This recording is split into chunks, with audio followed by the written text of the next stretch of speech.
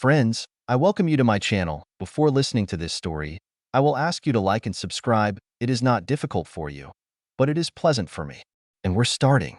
Steve Johnson was sitting outside his wife's office at 7 p.m. because that was the day he was going to put an end to the farce that he and his wife called marriage. Some husbands don't notice the signs. Overtime hours when she had never worked so late before. I began to dress better. Girls' evenings out. Not Steve. He's noticed it, and he's going to get it over with. Steve estimated that it had been going on for 2 months. It was then that he first noticed that his wife Angela went to work in red high-heeled shoes. She hated wearing heels. The only time she tolerated them were rare weddings or other special occasions, and when she dressed them in the bedroom. On certain occasions, she wore red high-heeled shoes and white stockings with a beautiful lace bra. Steve liked thigh-high white stockings, and he liked to see her in heels. He thought they had a great love life. But she never went to work in high heels, and he asked her about it. "Why are you wearing heels, honey? Is something going on today?" he asked. She stopped for a moment, then continued walking and, without turning around, said, "I have a meeting with my boss today. I just want to look professional." He didn't answer, but he thought about it. Maybe like a professional street cheater, but he didn't say anything. Then the overtime work began. At first it was an hour here or there, but later it became 2 to 3 hours several days a week. As soon as the bachelorette party started, he realized what was really going on. She hated clubs, salons, and bars. Her idea of going out was to have dinner or coffee. She didn't drink a drop and looked down on those who drank. He followed her to the third bachelorette party, and she went to a house in Glen Ellen.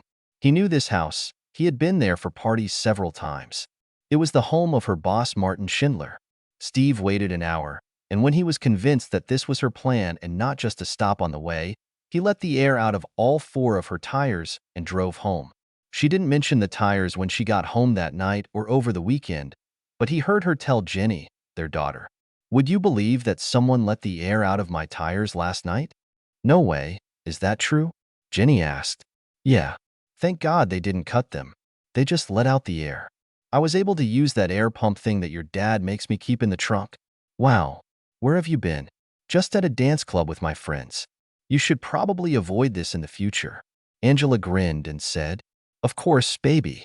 Steve met with a lawyer and began the divorce process. That's why he was sitting in the car, not far from her office. She was supposed to be served that evening. He lamented the 21 years of marriage, but overall they were good. They gave birth to his 17-year-old daughter Jenny, who was the apple of his eye and daddy's daughter. He met Angela when he needed a lawyer to dispute a contract with his employer. Back then, she was a receptionist who wanted to become a paralegal. He thought she was gorgeous and asked her out on a date. They had been happily dating for 2 years before he proposed, and he thought they were happy throughout their marriage. Up until the moment she started working for Martin Schindler. He drove a truck, and sometimes he had long hours, but they spent as much time together as possible. The whole family went on weekend trips, as Jenny's schedule allowed. She always had either sports or some other time-consuming activity. Sometimes Steve and Angela would drive to Galen, Illinois to visit wineries, or Lake Geneva, Wisconsin to shop and relax without Jenny when she was old enough. The shock of Angela's betrayal had hurt him deeply. She became more and more distant from him, but he never suspected that she was cheating until he noticed the heels. From there, everything started rolling downhill. Her attitude was bad and it was getting worse. He remembered the conversation the night he followed her. "Honey, why don't we have dinner tonight and go to the movies? I have a rare day off on Friday, and I want to spend some time with you," he said. "You know that now I meet girls on Fridays. They rely on me to be their designated driver. Let them do it for one night. Considering the extra hours you've worked and the nights you spend with the girls, I hardly see you. Well, if you had a real job that didn't force you to drive at any time of the day or night, you could see me more often. But you don't, and I've had to suffer from it for 2 decades. Get over it. I'll see you later." She didn't even say goodbye when she walked out the door. He was speechless. He followed her into the garage and watched her drive out. He grabbed the keys and hurried after her. There was only one way out of their neighborhood, and to get to the exit from their house, you had to go through a maze of streets. He was able to catch up with her when she turned onto the main street and followed her to Martin's house. He avoided her for the rest of that weekend and decided to find a lawyer on Monday. He wasn't going to walk on scorched earth. He just wanted their marriage to end peacefully.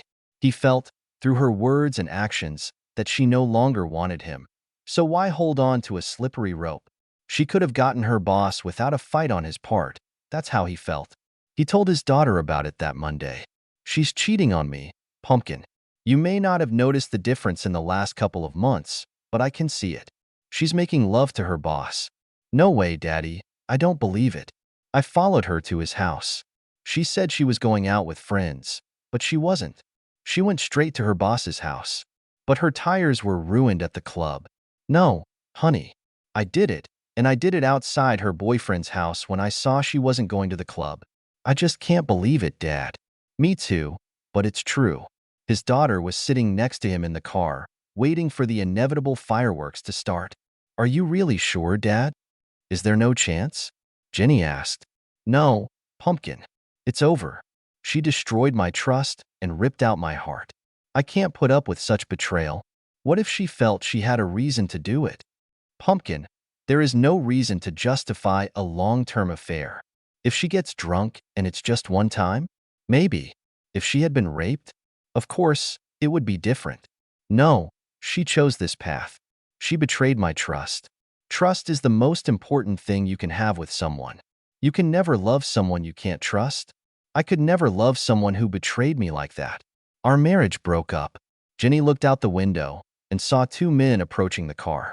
It took him 6 months to get Angela involved, and he was grooming her to replace his wife, who had just received a final divorce decision ending their 19-year marriage.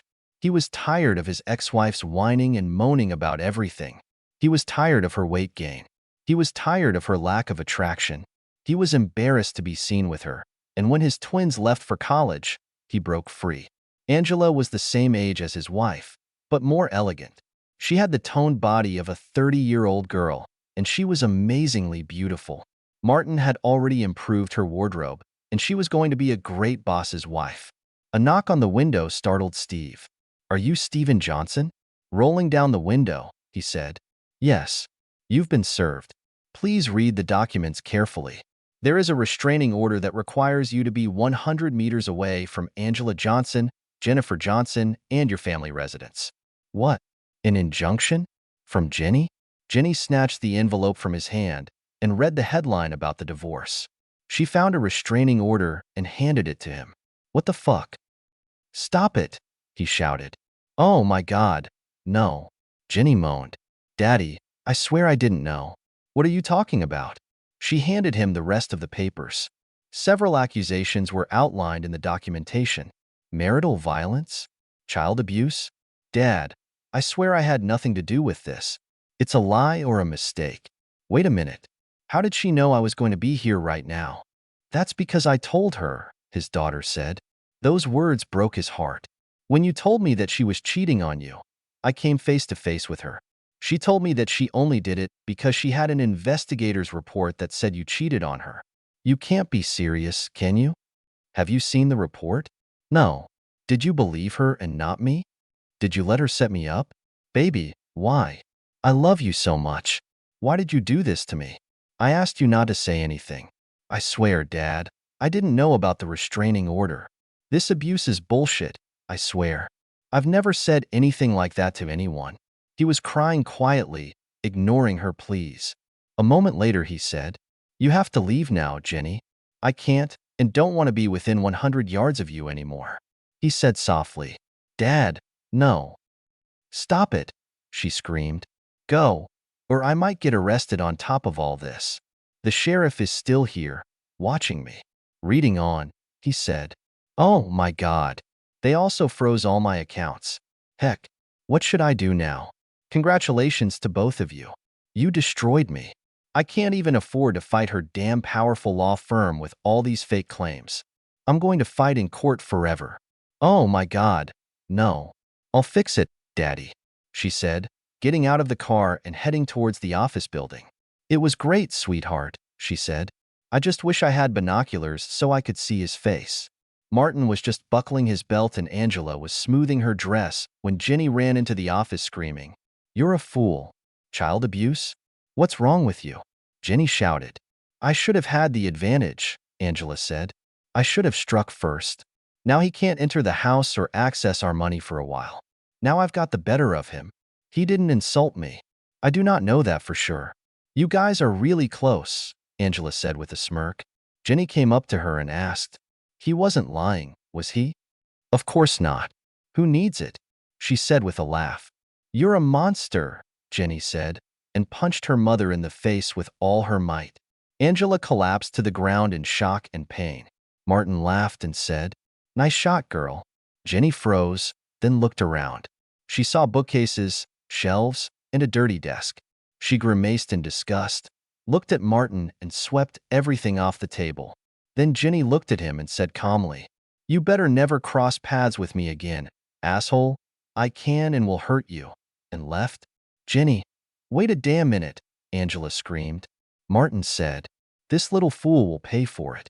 On her way out, she passed a man with an envelope in his hand, who asked her, Are you Angela Johnson? There, she said, and sped away. Both Angela and Martin laughed at the fact that Steve's petition for divorce had been submitted to her. Jenny was desperately trying to talk to her father. Out of fear, he knew that he would not be able to talk to her, so he did not answer and cried every time he saw her call. He was afraid that Angela would find out and send the police after him for violating the restraining order. Angela had already estranged him from all their friends, and only his parents and brother believed in his innocence. His sister-in-law wouldn't let him near his niece and nephew, just in case it was true. This almost ended her marriage to his brother before George forced Jenny to tell her the truth. He couldn't understand what he had done to deserve such hatred from Angela and betrayal of his daughter. Even if she didn't know about the abuse charge, she still told her mother that he knew about her affair and when she would be served. She even lied and said she wanted to be with him to support him when he served Angela. But she knew he would be served, and she didn't say anything. Jenny was trying to find someone to help her dad. She found a copy of her mother's divorce papers and saw that the lawyer worked in her mother's office, so it was impossible to go to him. She called Grandpa George. George was Steve's father, and she hoped he could help. What do you need, young lady? He asked. Grandpa, we have to help Dad. I do not know who to turn to for help. He's not answering my calls. I can't believe what you did to your father. Jenny, what were you thinking about helping your mother? Grandpa, it's all a lie. I didn't do anything. It's all my mom and her asshole lawyer boyfriend. Watch your mouth, girl. I'm sorry, Grandpa. I swear I didn't blame him for any of this, and I had no idea that when I ran into her, she would explode like that. Good. I'll see what I can do. Grandpa, is he there? Can I talk to him? He can't have any contact with you until this order is revoked. Every time you call him, he starts crying because of what happened. He's afraid that your mother will find out that he talked to you and turn him into the police. His lawyer said a court date has been set to hold a hearing on the case, but nothing can be done until then. Jenny, crying bitter tears, said, Grandpa, tell him that I love him and miss him. If I see him, I'll do it. Jenny hung up the phone and cried for a few minutes. When she finally calmed down, she went into her mother's room, started taking her underwear out of the drawers and her new clothes out of the closet and threw them down the stairs. She picked up a large pile of clothes, carried them out the front door, and threw them in the middle of the lawn. She laughed when she saw that some of the outfits were so new that they still had tags on them. Fuck you, Mom, she said out loud and went to the shed to get the ignition fluid. She poured the whole jar on her clothes and used matches to light it. She noticed that it was getting close to when her mother would return home. Jenny smiled as an idea came to her. When Angela pulled into the driveway, she saw Jenny sitting on a chaise longue in the front yard and frying marshmallows over a pile of her burning clothes. She screamed and ran out of the car, screaming at Jenny. What the hell are you doing? Have you lost your mind? No, Mom. I'm completely out of my mind. I decided to make you pay for the fact that my dad can't talk to me. Every day that passes until I talk to him, I'm going to destroy a few more of your things. You better drop this shitty abuse claim as soon as possible, otherwise even more of your stuff will go up in flames. And if you touch me, I will inform the authorities about your abuse of me and also tell them that your boyfriend asked me to show my panties. Angela gasped and stammered. Jenny, there's a court date set for Monday. The restraining order will not be renewed. It was only for a short time.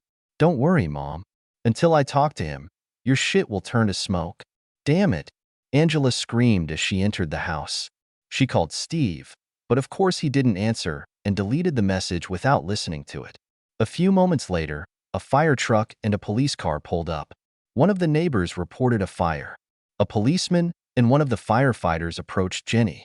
"What's all this about, young lady?" the officer asked. "My mom wanted to get rid of the clothes she grew out of.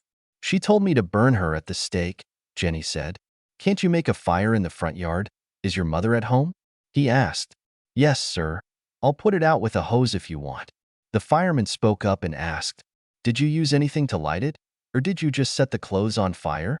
"A whole jar of ignition fluid," she said proudly. "There is no water. We have some sand. I'll fill it up," the firefighter said. While the firefighter was dealing with the fire, the policeman rang the doorbell. Angela opened the door, ready to pounce on her daughter, but realized that it was the police.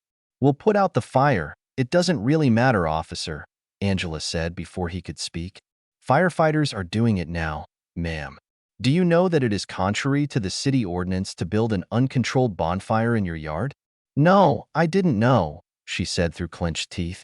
"Here's your fine. You just need to pay. No court appearance is required. Next time, ma'am, just give the unwanted clothes to Goodwill. Less fortunate people could use it." She closed the door. Angela's lawyer appeared before a judge at a restraining order hearing the following Monday. He did not try to extend it, knowing that it was received falsely. It served its purpose, bought time, and ruined Steve's reputation. Steve's lawyer filed a motion to charge Angela with perjury. The judge said, "Without definitive evidence that the order was filed under false pretenses, there was no perjury. You can open this can of worms in your counterclaim in the divorce case, but you know that there is no prospect of a lawsuit." The fact that the restraining order was lifted did little to comfort Steve, who was in a terrible state of depression. His life was falling apart because he couldn't handle the false accusations, frozen assets, cheating wife, and what he felt was the worst part of it all, his daughter's betrayal. He was barely making ends meet. He took time off from work, drank too much, and was unhappy. He went to his house in the afternoon when he knew that Angela and his daughter would not be there. He found that she had changed the locks, but he tried to open the garage door, and it worked. He found all his belongings in the garage.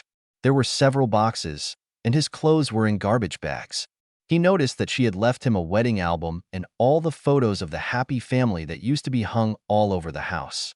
He took them out, stacked them in front of the door leading into the house, and urinated on them. He kept in touch with his parents and brother, but the relationship was strained due to his problems. His parents begged him to see a psychiatrist, but he refused. He felt like he didn't need a psychiatrist to tell him that his life sucked, and there was nothing he could do about it. Angela's law firm waged a campaign of war without mercy. They even told his employer about the restraining order and the abuse allegations, and Steve was fired for that reason. There was a moral clause in his contract. If he had been in a better state of mind, he would have known that he could fight it and would most likely win, but at that moment he just couldn't do anything. No one knew where Steve lived. He communicated with his family only by phone. The only time anyone saw him was when he had a mandatory court appearance in connection with the divorce, and he refused to talk to anyone except his lawyer and the judge. Jenny tried to talk to him on such occasions and cried every time he passed her without looking at her. She thought he looked like a walking dead man. Angela was pleased with how things were progressing. She began to resent Steve a few months before Martin turned her against him, and in the course of her seduction, she almost hated Steve. After months of legal wrangling, the divorce was declared final. Steve returned his share of the assets. His lawyer was able to get the house sold, and he kept his truck. He couldn't find a job because of the false rumors that he was bullying his daughter that were circulating around the city. No one cared that he wasn't accused of anything. He decided to move to Chicago, where he found a job in his field as a truck driver. He put all his belongings in the back of the pickup truck and was saying goodbye to his parents when Jenny pulled up. "Dad, I'm so sorry. None of this was supposed to happen," she said, running over to hug him. He cried and didn't hug her back. "You chose your mother over me without any proof. Because you went to her, the first domino fell." I'm a simple driver and I should have had an element of surprise in front of the law firm she works for. I had to apply first so she couldn't get revenge. Now you understand why. Daddy, I didn't know. I'm sorry. I'm leaving now. This false accusation of child molestation will not just go away. As soon as you're accused of something like that, it's a stink that you just can't wash away. Someday your mother and her lover will pay for this. Goodbye, Jennifer. I loved you more than my own life. I did everything I could to give you a good life. I just hope you don't grow up like your mother. She burst into tears when her grandmother hugged her. This gave him the opportunity to get into the truck and drive away. Angela, will you marry me? Martin asked the day the divorce was finalized. Yes, Martin. Oh, yes. She started crying and jumped up to hug him, making a small scene in the restaurant. Let's go to your house and celebrate, she said when he paid the bill. She loved his big house and couldn't wait to move in and redo it. When she got rid of the gaudy furniture and curtains that his ex-wife had chosen, and it was imperative that their bedroom set should be the first thing to buy. Martin laughed when they came out, and he saw his ex-wife having dinner with her parents. His ex-wife Carol was disgusted with him and his latest cheating girlfriend. She spat at him as they passed by, and he didn't even pay attention to it. She was furious. She thought, I've never let Steve fuck my ass, and Martin thinks he's going to take it? He's much smaller than Steve, so maybe it won't hurt. Oh, it hurts, asshole. Go slower. Steve entered the truck depot and saw his colleague Lou standing in the doorway. Steve, what's the matter, man? You look like someone shat in your porridge. The divorce is final today. Well, after what that fool did to you, you should have some fun today. It's not her, it's my daughter. She took the side of this fool, and I just can't accept it. She calls me and emails me, but I just can't bring myself to talk to her. Maybe I should see a psychiatrist. Maybe you should make love, a voice said from behind them. Hi, Marianne. It's not a bad idea, Lou said. Huh. Who needs my dried-up old ass? Steve said. Marianne leaned over and whispered, Me, big guy, and ran her tongue over his earlobe. She left, and the men shook their heads at her ass as she walked away from them. Go ahead, Steve. She's a wonderful girl. What the hell, why not? Steve replied. This is my boyfriend. Now let's hit the road. On their first date, Steve took Marianne to dinner and a movie. After the movie, they went to Baker Square for coffee and pie. Steve, you need to keep your chin up. You're a good guy who's been unlucky. It will work out in the end, she said. Maybe, Marianne. For a long time, I couldn't figure out what I had done wrong. I didn't understand why she attacked me so hard during the divorce. For God's sake, she called me a rapist and child molester. She's an ass, and now it's all over, she said, grabbing his arm.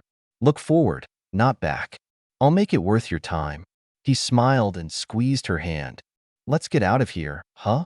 Marianne pulled Steve in for a kiss when she opened the front door. Do you want to see my bedroom, big guy?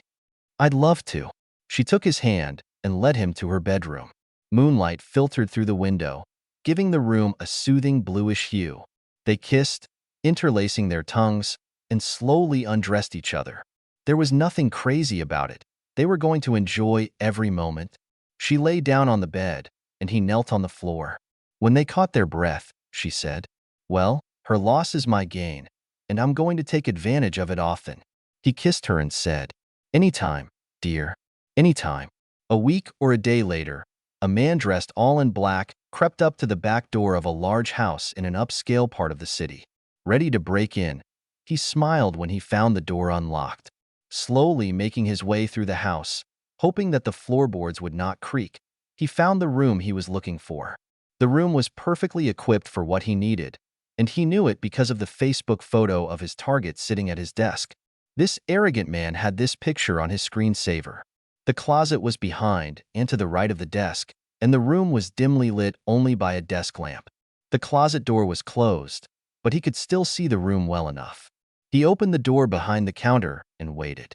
The only reason for concern was that the target went to the closet before sitting down at the table. It would have made things even more confusing, but the job would have been done anyway, and his perfect alibi would have ensured his safety anyway. Martin Schindler entered his home office and looked at the computer monitor, which stood at an angle on the table. His back was completely turned towards the closet behind him. The uninvited guest slowly opened the closet door and carefully slipped out. Martin heard a noise and looked up. The gun was held to his temple, and the trigger was pulled. The gun was placed in his hand. A note was left on the table, and the shooter quickly walked out the door. "The price has been paid in full," was all that was said in the note. Angela returned home from the store and walked through the door of Martin's office to show him the new bed linen she had bought. She screamed when she saw the body slumped in the chair and blood dripping onto the floor. She took her cell phone out of her purse, called 911, and reported the shooting. She looked at him and saw the gun in his hand and the note on the table. She didn't touch it, but she read what was written there and got the message. "No, Steve, no," she screamed. "What have you done?" Detective Devontae Jordan received a call and headed to the Schindler house. When he arrived, he saw a crying woman in the living room and criminologists at the crime scene who were entering and leaving the office. He looked around the stage and looked at the new set of golf clubs in the corner of the room. "Nice clubs, dear ones," he thought, and continued to look around. He looked at the body and saw the gun still clutched in the victim's right hand. He asked one of the officers who arrived first, "What do we have at the moment?" An obvious shot to himself in the head. "The victim is lawyer Martin Schindler, the landlord. The bride is Angela Johnson. She found the body and called 911. Is there a note?" "Yes, sir. It is printed on a computer and is not signed. There's only one sentence in it, that's all." He handed him a plastic bag with a note in it. Detective Jordan frowned and asked, "Is the bride that blonde?" "Yes, sir." "Ma'am, do you have any idea what the note means?" Detective Jordan asked Angela. "Yes, that means it wasn't suicide. My ex-husband killed him. Martin hates guns. He didn't have a gun like that." "Why do you think your ex did this?" "Because he felt that Martin had taken me away from him." "Did he really know?" "Did you meet the deceased when you were married?" Lowering her eyes in embarrassment, she said, "Yes." "Could there have been anyone else who might have wanted him dead?" "He was a lawyer, right?" "I think his ex-wife was very angry that she was abandoned. He was engaged in corporate law. Civilian clients who have almost never been in a courtroom." "Okay, ma'am, where were you tonight?" "I went shopping." "You don't think I did that, do you?" "I don't even know if it was suicide. Could you give me the receipts for your purchases, please?" "All right, detective." On a sunny Sunday afternoon, Detective Jordan visited Steve Johnson. "Mr. Johnson, I'm Detective Jordan. I need to ask you a few questions, please." "Of course, detective. How are you?" "Where were you last night around 8 p.m.? "I was working. I was driving the rig through Rockford. I stopped at the station at 9:30. You could check the logs." "Where did you leave from?" "Madison." "What happened?" "Martin Schindler was shot dead last night in an apparent suicide." "Not obvious. Let's just say that there are some inconsistencies." "Good. Well, I couldn't have done away with him from Rockford." "No, sir. If I have any more questions, I'd like to call if you don't mind." "Of course, I'll give you my new mobile number." The detective left and was unhappy that he had to drive northwest to Chicago to talk to Steve, and then across town to a carpool to check an alibi. He thought a little more about what was bothering him about the suicide. Why would a lefty shoot himself with his right hand? Why did he print the note? Why were there so few gunshot marks on his arm? But they were present and claimed that the victim fired a gun, but it was an oddity. After the detective left, Steve was sitting at his kitchen table when Lou spoke up. "What's all this about, Steve?" Steve laughed and said, "Would you believe it? My ex's fiancée committed suicide." "What the hell?" "Yeah. I hope my alibi checks out." They laughed and clinked beer bottles in a toast. Angela sat in the front row at the funeral, mourning the man who had so easily taken her away from her wonderful husband. Tears flowed because of the man who convinced her to go on a nuclear attack and destroy a good man so that she could change. She was madly in love with her truck driver husband until she was transferred to Martin's job. Martin set his sights on her and almost immediately began to wear her down. Snide comments about truck drivers, frivolous comments about him when he was on a trip. It was too easy for Martin. He sowed the seed that she had neglected because of Steve's long days and sometimes night absences on the road, and it sprouted. She couldn't decide if she was crying because of the loss of her fiancé or because of the loss of her husband and the breakup of her relationship with her daughter. It was all a waste of time. She didn't hear anything, and she wouldn't have cared if the room was buzzing around her. She didn't see the looks Martin's ex-wife and his daughters were giving her. They blamed her for his death. "You could come to the funeral and pay your respects," Angela said, approaching her daughter, who had come home for the weekend from college. Jenny looked at her intently and said, "How dare you tell me that I should respect the man who destroyed my father? Fuck you, motherfucker. I shouldn't even have called this piece of shit a man. He's smaller than the dog shit on my shoe." She slammed the door on her way out and drove the long way back to college in La Crosse, Wisconsin. Detective Jordan was in a meeting with his boss, discussing the lack of progress in the case. All alibis of the suspect have been verified. Steve Johnson's truck tracker shows that he did not make stops on the way from Madison to Chicago, and the trip time was correct. The warehouse team identified him as the driver. Angela Johnson's checks and surveillance cameras place her at Macy's, Victoria's Secret, and Starbucks in the medical examiner's window at the time of death. Schindler's ex-wife and her daughters had dinner with her parents, brother, and sister-in-law in honor of her birthday. Jordan said, "Was it your ex's birthday?" The commander asked him. "No, they were just celebrating it. Heck, I even checked on Johnson's daughter, and she was at college more than 3 hours away in Wisconsin. Is there any chance that it was suicide?" The commander asked him. "It's possible, it just doesn't seem like it." "Well, without suspects, without motive, and without concrete evidence that it was even a murder, we'll close it as a suicide." Jordan nodded and left the room, upset. 6 months later, Angela invited Jason Davis to dinner. It was their third date, and Angela dragged him into bed. After a night of passionate copulation, Jason went home. He opened a bottle of beer before going to bed and sat down to check his email. When he was sitting at the kitchen table, a gun was put to his head and shot. They put a gun in his hand and left a note. "The price has been paid in full." Detective Jordan walked through the apartment and into the kitchen. Before he could speak, he was handed a suicide note. "Well, damn it. It looks like I was right about the other one. Now I just need to find out who the hell did this," he told the officer. "Any fingerprints, Mark?" he asked the technician. "Yes, but if I had to guess right now, I would say that they are victims." "Are there any witnesses?" "Who called the police?" Jordan asked.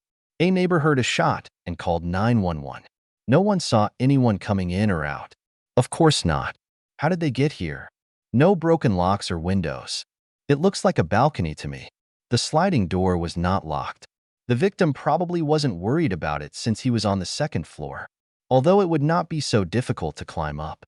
I would say that any person of fairly average height could jump, reach the bottom, and pull himself up. Average height for a man or a woman? Average man, tall woman. "Where's this guy's phone?" Jordan asked. "Packed right here." Jordan used his gloved hands to find the last call on his phone. "I just had to check it out." The last call was made to Angela. "I'll be shocked if she's not Angela Johnson."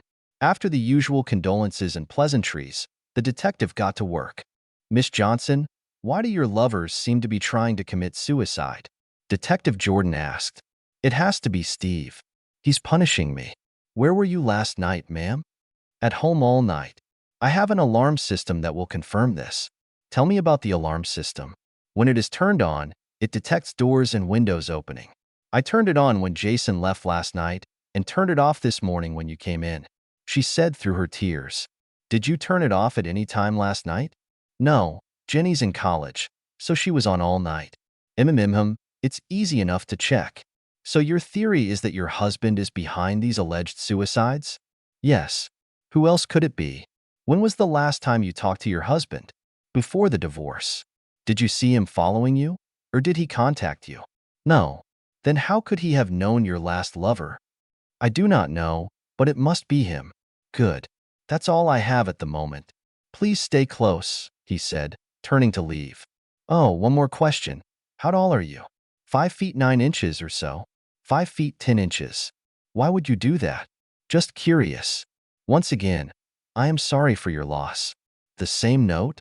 the chief asked when Jordan returned to the police station. "Yes, sir," Detective Jordan said. "Report to me daily about your progress."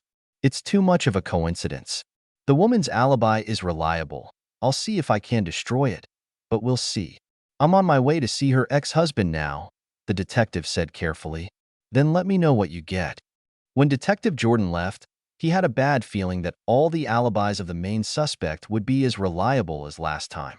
Steve and Marianne were snuggled up on his couch, watching Jack Ryan on Prime, when the doorbell rang. Detective Jordan, what can I do for you today? Steve asked, gesturing for him to come in. Sir, where were you last night at 1:30 a.m.? On the way back from Detroit. I arrived at 2:30. What happened this time? Do you know Jason Davis? I don't think that's true. He was dating your ex-wife. It looks like he shot himself last night. What the hell? Looks like it, right? Maybe she's a serial killer, a black widow, or something like that. Maybe. Thank you. If I need anything else, I will contact you. Steve laughed as he closed the door. What was it all about, baby? Marian asked. It looks like another boyfriend of my ex-wife died. Oh, my God, she breathed, putting her hand to her mouth. Yeah, thank God I have an alibi. I hope whoever's killing the bastards keeps picking the time when I'm on the road. Steve's cell phone rang. He looked and saw that it was Jenny, so he ignored it. Marian frowned and said, She'll never get a chance? I don't understand why I need this. She misses you. She reached out to me, and we talked. What? He shouted, getting up. Relax, honey, she said, pulling him back down. I'm not going to interfere. It's your decision, and you have to live with it. She's still your Facebook friend. She saw when I tagged you at the sushi bar that I made you go to with me last month. She's watching your Facebook, just like you're watching hers. She texted me right away, just to find out how you were and to tell me that she's happy that you found someone you're happy with. She told me she would never stop trying to talk to you. She calls me once a week or so just to chat. She likes to hear where you've gone and where you're going. She was fascinated by the fact that I plan your runs and control your schedule. She said that I can always be sure that you will be at home when I need you, and this will help our relationship, unlike your ex's. She always wanted to know what cities I've seen. We spent hours talking about places, people, and things I've seen on the road since she was little. When she was a child, I had a lot of night trips that brought me back to the morning. I made her breakfast, we ate, and I told her about my trip. He sighed at the pleasant memories. Marianne, I love you, but please stay away from this. She hugged him and said, I'm not involved in this. I will never involve you in anything. It all depends on you. I told her straight out that I wouldn't bring the two of you together. He nodded, hugged her tightly, and stopped the show. I just don't have anything that could put her at the scene of the crime, Chief. In fact, there is no evidence that anyone was at the crime scene. No forced entry, no finger or toe marks, and no inconsistencies in the nature of the splashes. If it wasn't for the same notes, I would have closed them both as suicide, Jordan told his boss. Is the alibi of the ex hermetically sealed? The commander asked. Like a nuclear reactor. Damn it. Did you see Schindler's ex-wife as some kind of revenge? Yeah. She was at the club, on CCTV, with her new boyfriend, and her kids were at school. Damn it. 2 years later, Angela broke her stereotype and started dating Lance Forrest. She promised herself that she would not risk anyone's life by dating men more than once after suicides. However, she was not celibate. She limited herself to one-night stands with pickups from the bar. The STDs she received changed her mind about this, so she needed to take a chance and settle down. After a month of dating Lance, she got used to it. Some would say that she was being careless with him. She stopped trying to hide her relationship and began dating him in public. Lance was watching a ball game at home when a gun was put to his temple and the trigger was pulled. The gun was placed in his hand, and the same note was left again. The price has been paid in full. This is Jordan, he said, answering the call on his cell phone. Hi, Detective. This is Detective Stan Anson from Schaumburg. What can I do for you, boy? Do you have an unsolved case that my case may be related to? Which one is it? Fully paid suicides. I have one. What the hell? Any connection to Angela Johnson? Yes. She was his girlfriend. No way, damn it. Is the ex-husband's alibi perfect? Jordan asked. Yes, he was passing through Madison at that moment, Anson replied. Where was she? I'm home alone. The security system provided her with an alibi last time, and we couldn't break it. Is it the same this time? Chinese food delivery this time. She placed an order from her home phone, and the food arrived 30 minutes later. The shot occurred in this time window, according to a neighbor who called 911. It is a 23-minute drive in each direction from her house to the apartment of the deceased, and 3 flights on foot to the top. It's close, but we don't see how she could have done it in that time window. I agree. Let's get together tomorrow and compare the files. Good. Again, all alibis were unbreakable, and there were no new suspects. The cases remained unsolved. Steve and Marianne were sitting in the Great Hall, watching Jenny as she walked across the stage to get her bachelor's degree. Steve beamed with pride and had to wipe away a tear that threatened to roll down his cheek. Marianne squeezed his hand tightly and kissed it.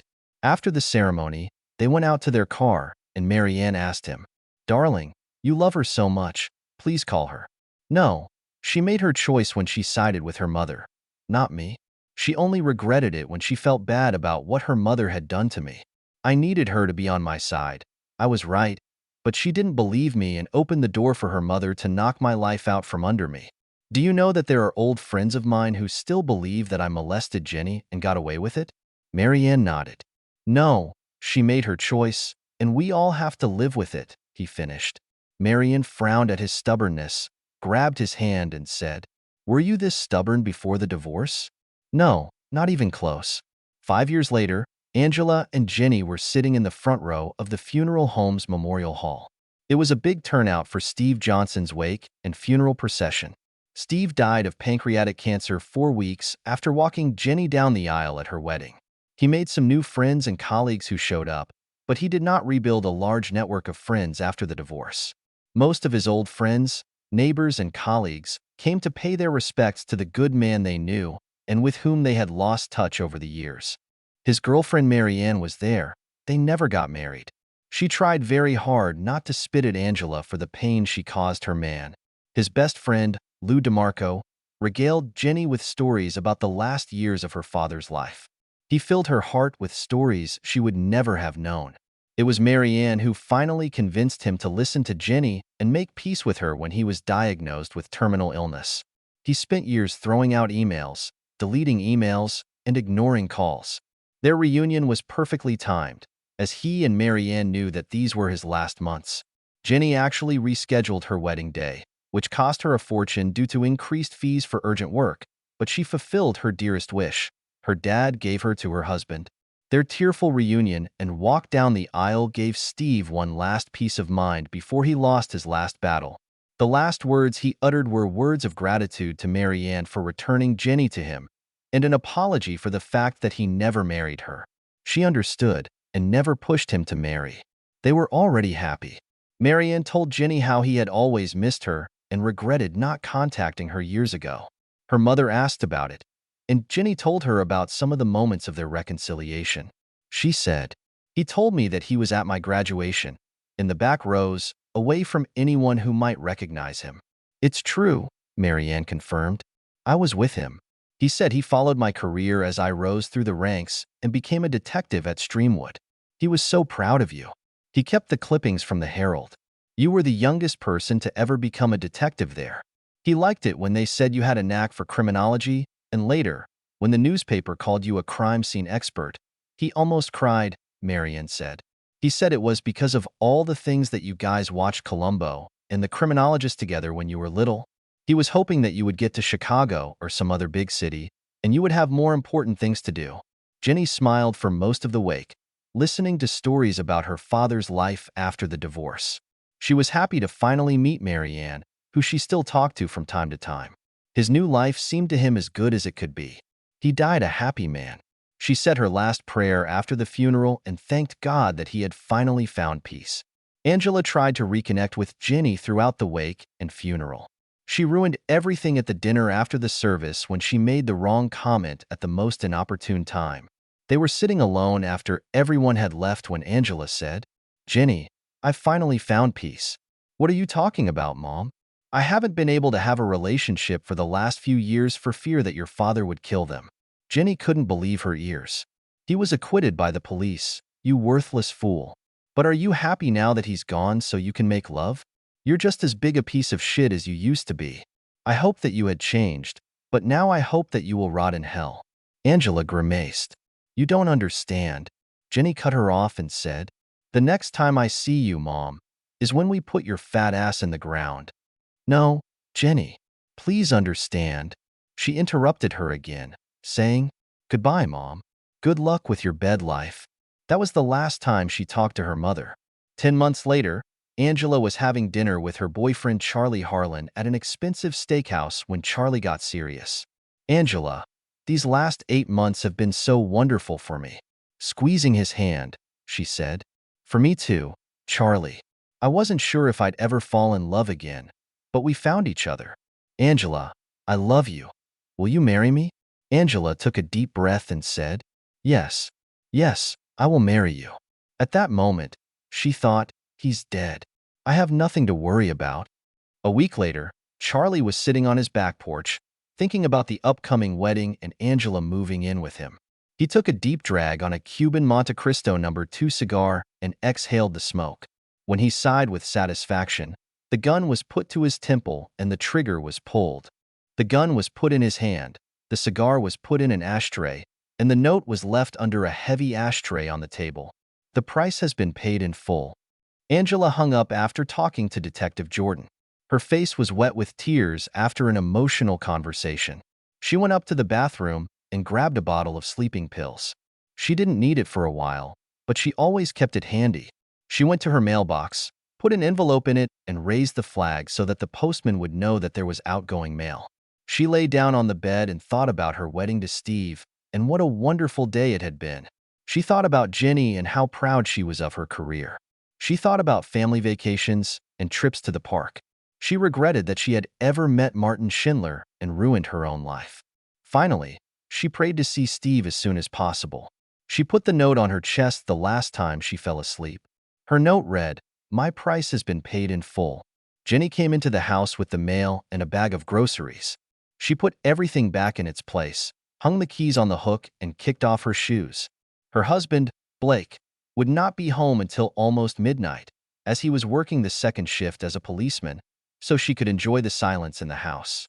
She opened a bottle of California Cabernet and poured a full glass.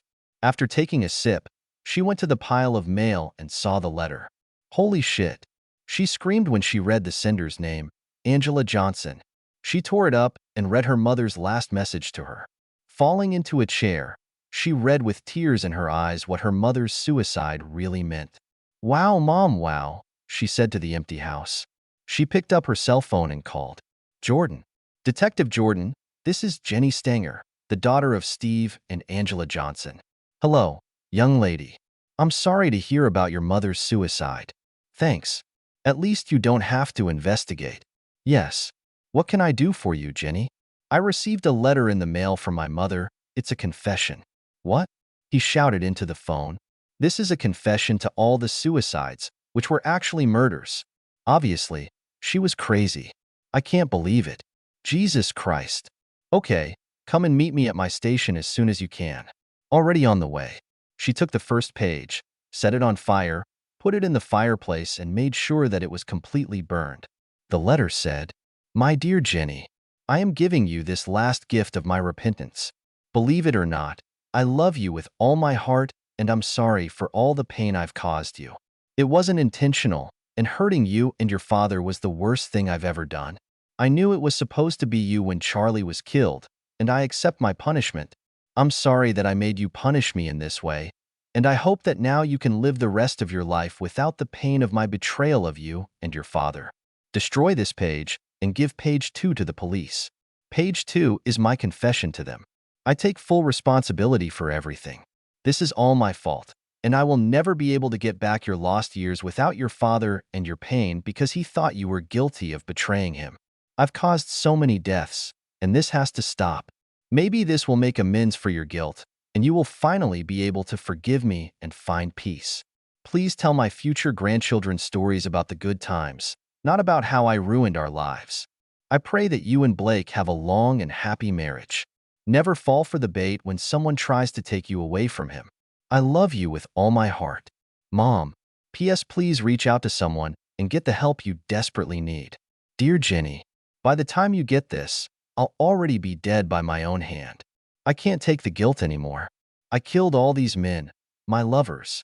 They all had to pay the price for taking me away from your father. I've always belonged to him. Maybe now I can join him again. May God forgive me. I will always love you, and I'm sorry that I ruined our lives. Before Martin, we really had the perfect family.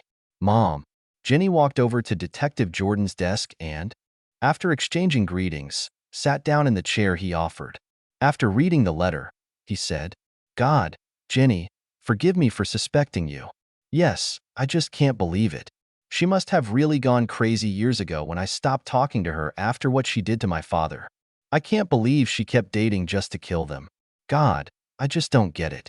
In a way, it makes sense that it was her. For a couple of murders, her alibi wasn't important. We just couldn't find her at the crime scene, and to be honest, we didn't have enough good evidence. I always felt it was your father or Schindler's ex-wife, but we also couldn't destroy their alibis. Well, I'm glad it's all over.